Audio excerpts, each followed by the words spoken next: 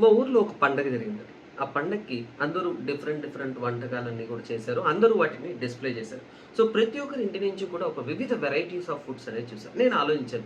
ఒక జస్ట్ ఇంట్లో కుక్ చేసే ఫుడ్‌లోనే ఇన్ని వెరైటీస్ ఉంటాయి. మన యొక్క సృష్టిలో ఎన్ని వెరైటీస్ ఉంటాయి? ఎన్ని డిఫరెన్షియేషన్స్ ఉంటాయి?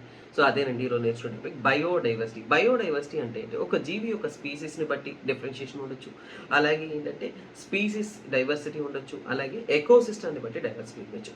జీన్ డైవర్సిటీ అంటే ఏంటి? సో, ఒక టమాటో చిన్నగా ఉంటుంది, పెద్దగా ఉంటుంది, వేరే రంగులో ఉంటుంది, వేరే షేప్‌లో ఉంటుంది. కానీ అన్నీ టమాటోలే. సో, ఇదే మనం జీన్ డైవర్సిటీ అంటాం. స్పీసీస్ డైవర్సిటీ అంటే ఏంటి?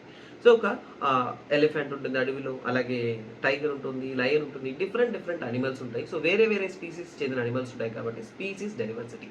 అలాగే మనం తీసుకుంటున్నప్పుడు అంటే ఎకోసిస్టమ్ డైవర్సిటీ అంటే ఏంటంటే ఎడారిలో కొన్ని జీవులు ఉంటాయి. అలాగే మంచు ప్రాంతాల్లో ఉంటుంది, కొండ ప్రాంతాల్లో ఉంటుంది. సో, ఒక ప్రాంతాన్ని బట్టి, ప్లేస్‌ని బట్టి ఇది మారుతూ ఉంటుందన్నమాట. సో, మొత్తానికి బయోడైవర్సిటీ అంటే ఓన్లీ స్పీసీస్ మాత్రమే కాదు. వాటిని కనెక్ట్ చేసే డిఫరెంట్ డిఫరెంట్ యూనిక్ ఫీచర్స్ ఉండొచ్చు, జీన్స్ ఉండొచ్చు, అలాగే ప్లేసెస్ ఉండొచ్చనమాట. సో, మొత్తానికి ఎవరైనా కానీ మిమ్మల్ని బయోడైవర్సిటీ అంటే ఏంటో అడిగారంటే, డిఫరెంట్ టైప్స్ అడిగారంటే సింపుల్‌గా జీన్, స్పీసీస్ అండ్ ఎకోసిస్టమ్ అని చెప్పొచ్చు.